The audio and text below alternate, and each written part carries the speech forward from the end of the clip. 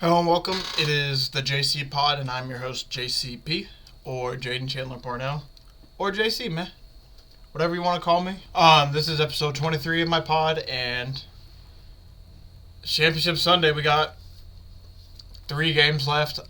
Man, it's unbelievable, honestly, that we've gotten this far in the football season. I want to thank everyone who's been along with me for this whole ride, and for those of you who are just joining in, welcome in, man. Yeah, it's basically, for this episode, I'm going to go over these games and basically just kind of talk about what's been going on. And basically, for the future of this podcast, when it's not NFL season, I'll probably split it between half of it being talking about some of the football storylines going on or just some stuff I want to talk about football-wise. And then the second half will be dedicated to the sports that are in season because, yeah, I don't want to be that guy that only talks football all year round. I feel like that will make you drive insane. I want to maybe touch on some college basketball.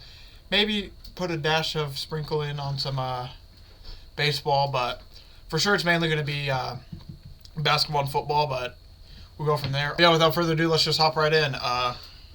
We basically, we'll start with the Jaguars and Chiefs. Really good game. I honestly thought, the more I think about it, the more I'm really impressed with the Jaguars. Kind of impressed with the Jaguars in their second half. I'm kind of impressed with the Jaguars but I'm also kind of disappointed. Like, if I was a fan of them, they had a real shot to win that game. It's just whenever they needed a big play, they just couldn't get it done. Like, they needed to stop Chad Henne when they had him at the 2, but they let him drive 98 yards. They had a big deep ball to Kirk that Kirk just dropped. It was a lot of more similar plays like that basically just led to their downfall. And I mean, they still had the very late heroic cover for those of you who took the Jags plus 8.5. Yeah. We'll get to that teaser in a minute, but that teaser covered except for one of those teams, that team that's right there. Those Giants, but we'll get to the Giants in a minute. But no, the Chiefs, very impressive win overall. I mean, the most impressive part was Kelsey having 14 catches for 98 yards and 2 touchdowns. That was really awesome because I had Kelsey to score twice, so we do love that. But 14 catches sets a new playoff record for tight ends. Dog. He went off that game. He had some big key third down conversions too. He had some big key first down pickups. I mean, he just had a really good game overall. He was balling. Isaiah Pacheco had a really good game as well. He had a lot rushing on the ground, and he almost had a touchdown. I feel like he might get one next week because he ran really hard. I was really impressed with how the Chiefs did, and I'm honestly impressed by Mahomes. I know that might sound weird to say, but he had a really high, there's a high ankle sprain. The roll looked really bad. It looked like it hurt a lot.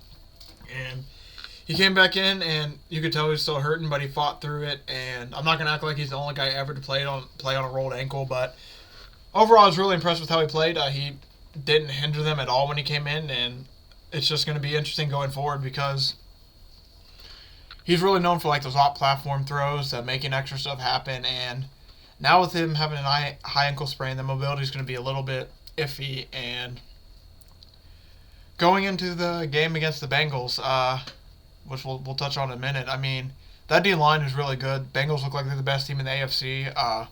I'm starting to trend towards that because as much as I do like the Chiefs, I think the Bengals have a better defense than them.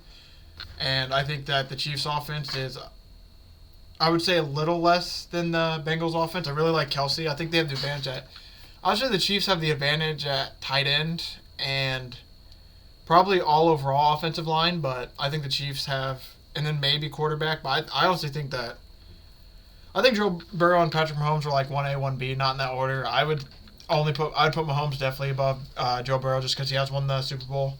But I think they're both two really good quarterbacks, and I think the Bengals have a little bit of the better receiver room just because they got more options. But overall, these are two really balanced teams, but the only big question coming to this game is Mahomes' mobility because if you saw, he was trying to do handoff on stretches, and he was like hopping and everything. And the big thing is the adrenaline's going to be wearing off. It's Tuesday now, so that ankle's probably hurting a little bit. So yeah, it's just going to be everything was made about him not leaving the game in the walking boot, but I feel like that's kind of like he's not going to leave as bad. He probably has a walking boot at home, like when he's with his family and everything. But if he left the building with a walking boot, that would have been a major, major story, and that's a big thing. A lot of like coaches and everything key in on. So the fact they didn't leave with a walking boot, I feel like it's more of like a work by him to just avoid any any extra attention to it. But yeah, everyone knows that it's going to all come down to how his health is going for that team. And it's going to be interesting because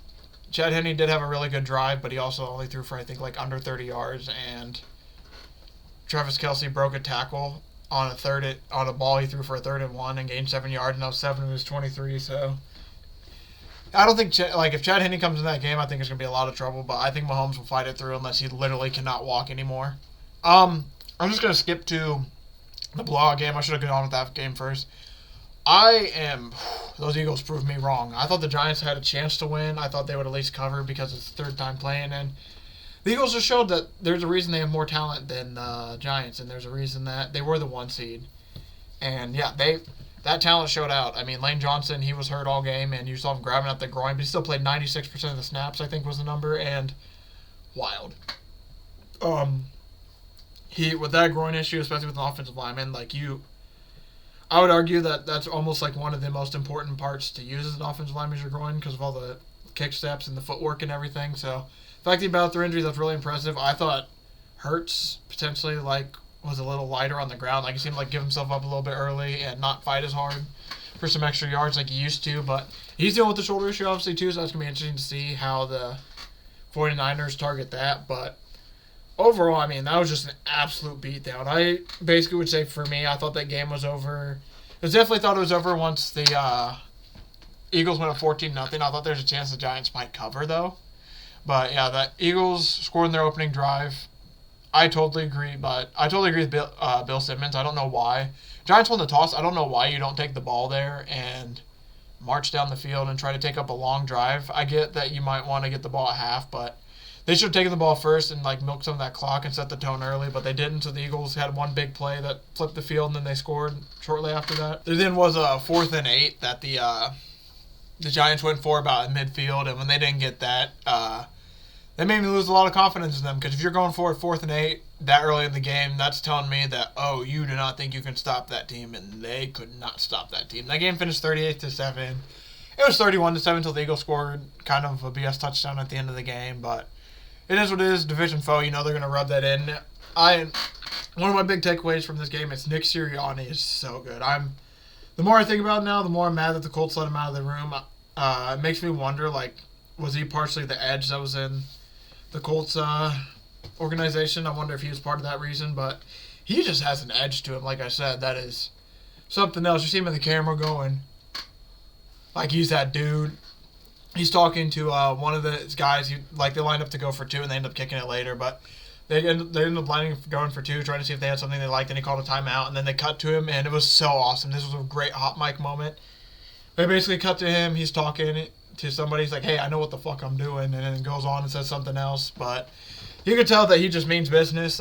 He's cocky dude. He acts like he's one of the boys. If you look, he's celebrating with them. He's acting like I said, he's doing that. Yeah.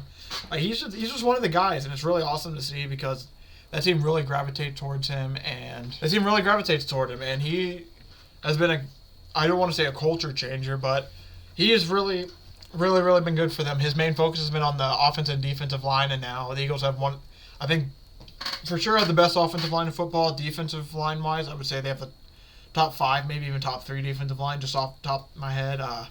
They're just an overall really good team. They showed us again why they're the 1 seed. That week of rest seemed to build no rust towards them.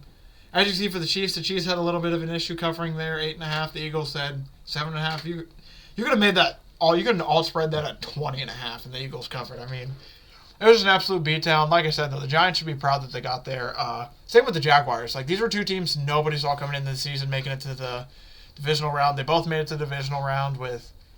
I would say the Jaguars roster is definitely better, and they look more of the team that's going to come back for sure. The Giants, they still have a bit of ways to go. I mean, they need a lot of help in the wide receiver room. Daniel Jones is going to be the big question. That's going to be one of my first offseason pieces that I do upcoming here soon. If they don't sign, is who the big signing to look out for this offseason. But yeah, overall, I just think the Giants really impressive by them that they made it that far. But yeah, they just got the absolute shit kicked out of them. Basically, I mean that was a no contest. That game put me to bed early almost. But yeah, like I said, congrats to the Eagles moving on. We'll move to the Bills-Bengals. It is going to get loud in Buffalo. Uh, 27-10, lowest points that the Bills scored all season. The Bills looked like they weren't a snow team, and the more I've heard about it, the more it makes me do wonder. There's a lot of people saying they built. I don't know if it's a lot of people, honestly, but there's a few people that I listen to that have been talking about, like, yeah, the Bills built this speed team where they built like this indoor domey kind of speed team. I think it was Bill Simmons that maybe said this, and he was just talking about how, yeah, like I said, they were basically like kind of like a dome team. They have all this speed and able to do this and all that, and they aren't built for like the weather, which is a little weird. And I got me wondering to think, and I mean, he might be partially right, but I mean, also there's this issue. The Bills don't have a run game basically outside the quarterback. They've shown that they can run the ball here and there, but like when they need it, it just seems like they struggle a lot. And yeah, it's going to be interesting going the offseason, see what they do with that. And just overall, I mean, I'll get to the Bengals in a second because I'm absolutely impressed by them. I thought they proved that they're the best team in the AFC with that win yesterday. I mean, Joe Burrow just, my Lord. That dude is awesome. But, yeah, for the Bills, it's going to be a lot of questions going this offseason.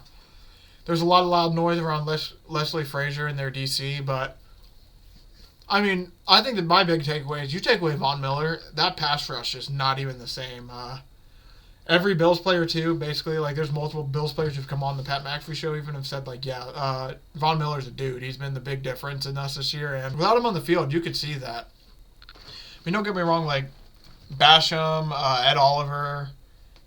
I know a lot of their. I can't name it for some reason off the top of my head right now, but like they have some decent dudes up there up front. It's just they don't got those dudes. Like Ed Oliver is really good, but he's not like a Von Miller type, all-star type player. So yeah, losing Von Miller for the pass rush definitely hindered a lot of the things for the Bills. And it was just like they're saying the Bills had some weird games this year, and this was just another one of them where it just seemed like nothing was going really right for them. Josh Allen missed a few throws. I'm interested to see like what comes out about his elbow and if there's something else more going on with it than we saw. And overall, I'm just like honestly kind of shocked that the Bills only put up 10 points.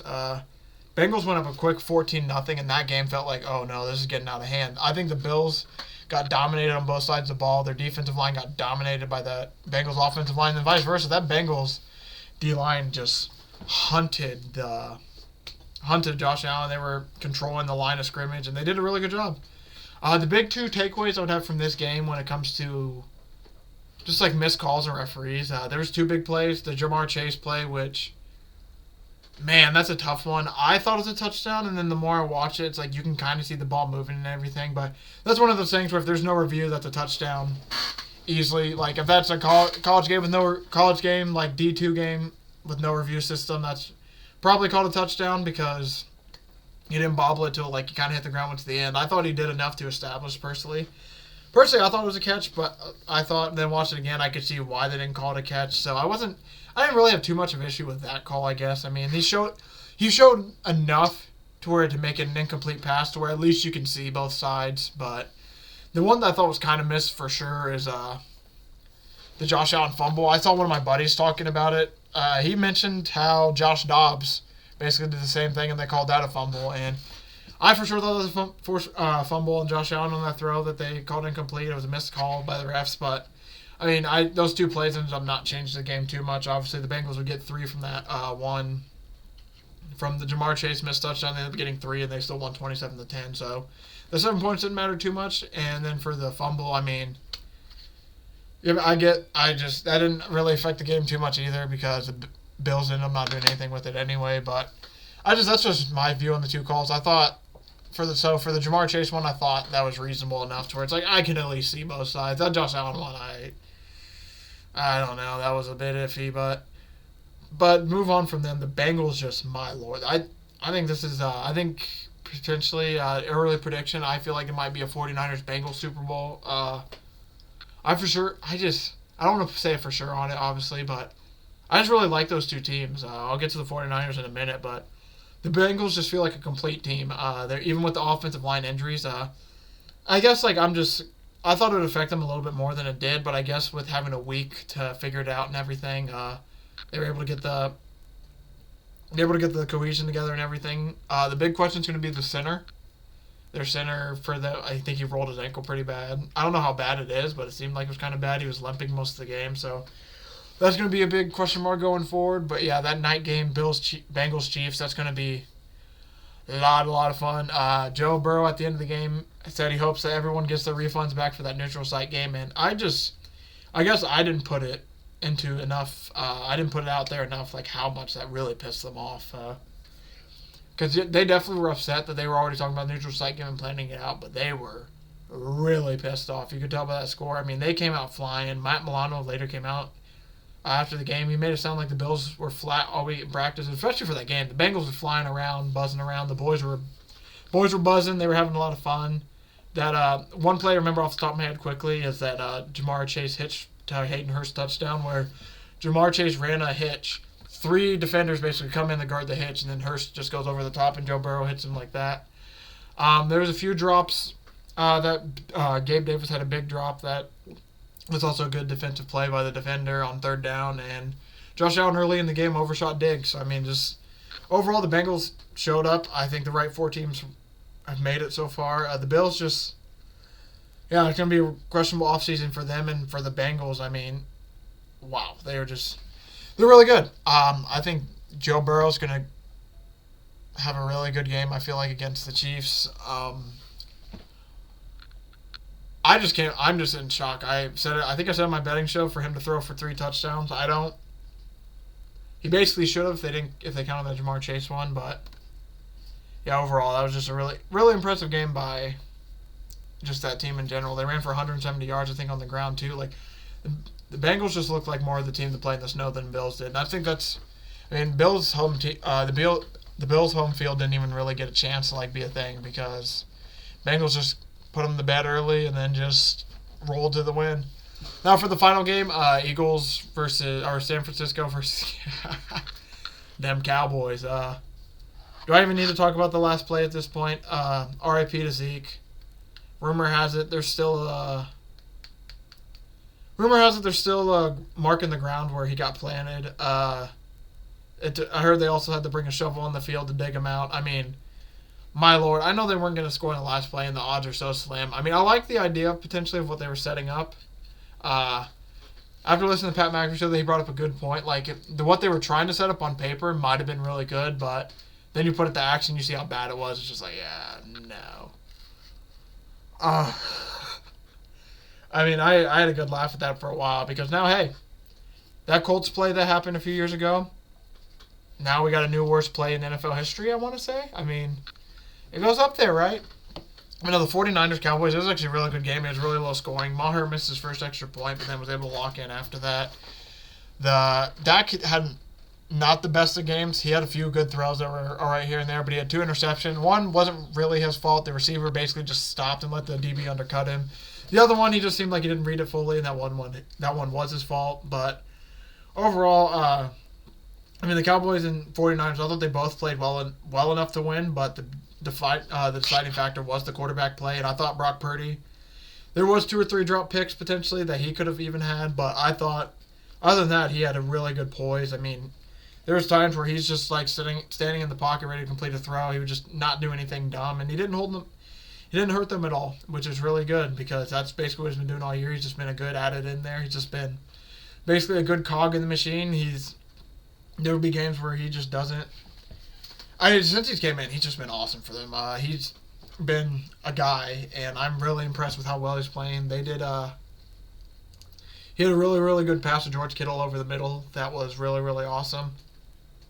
And it was really impressive win by the 49ers, who Christian McCaffrey would score a touchdown a bit late to seal it, basically. But, yeah, the big story is going to be about the Cowboys, what's going on with Big Mike and Dak, because it feels like they're kind of stuck in a little bit of no man's land with them. I would say, like, they both did well enough to not move on from them, but it also is kind of getting to the point now that, I mean, what can they do? I heard a stat today that since the Cowboys last made the NFC Championship game, 26. Let me repeat that again for the people. 26. 26 teams have made the championship game since the Cowboys made it in 95. And Yeah, with like the quarterbacks getting younger in the NFC, like Purdy might be an upcoming guy. Hurts is making some noise, like, hey, this is going to be my little run now. It's going to be very interesting to see what the Cowboys do. Tony Pollard ended up with a fractured fibula that game. That really, really sucks. He's going to be... It sucks, too, because he's going to be a free agent. He's about to get the bag, and now that might hinder him a bit. But, yeah, overall, I'm just really impressed with how well the 49ers played. That defensive unit. I mean, honestly, I would say even the Cowboys defense. I thought both defenses that game did a really good job. The 49ers defense just did a little bit more than the Cowboys, and yeah, another big play too was Robbie Gould. Robbie Gould had a huge tackle on Turpin that if he doesn't tackle him, that's a return touchdown. That could have changed a bit of the momentum in the game, but yeah, 49ers did a really good job. They held on strong, and now they go to place the Eagles next round. And honestly, I want to say 49ers move on just because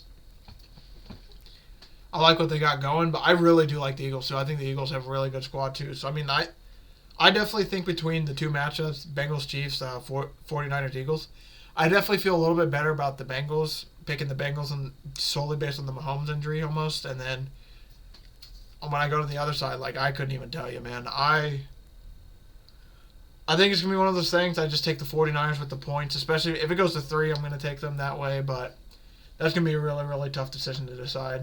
Yeah, that's probably where I'll probably call today. I was going to do a little bit more of a breakdown, but just give you guys a little insight on what's going on in my life. I have a childhood pet that's basically been my animal I've had for 9 years, and she's getting put down today, so it's been a mentally taxing day. I've been sleeping a lot, so if you wonder why my mind's all over the place, I've had so much I wanted to say, and I think I got majority of it out, but yeah, everything's all good, obviously. It's one of those things where, especially you fellow animal owners, you know how it be when it's just that time, man. Sometimes it's a little emotional. So yeah, I've just been a little all over the place today, but I still wanted to get this out because it's my duty as a sports guy. What can I say? But no, I was gonna do a little bit of like a preview into the game, into these games, but I think I'm just gonna save that for Thursday. It's going to get to the point where I ramble for like the last minute just because I don't know what else much more to say. I think I've said about much of what I want to say, and yeah, I just appreciate everyone for watching, supporting. Next week, not next week, Thursday will be my preview of basically the games. I'll go over my picks and everything, how I feel about each game, and hopefully just, I'll give a little bit more of a breakdown too that day as well, but yeah, just overall, thanks everyone for watching. It's been crazy. We're already 23 episodes in. Hopefully over the summer I'm going to try to get 2 pod episodes out a week and then a third one that's like a series episode that's not necessarily this, but yeah, hopefully big things continue to come. Thanks for all the support and everything, and I will see you guys all on Thursday with episode 3 of JC Plays.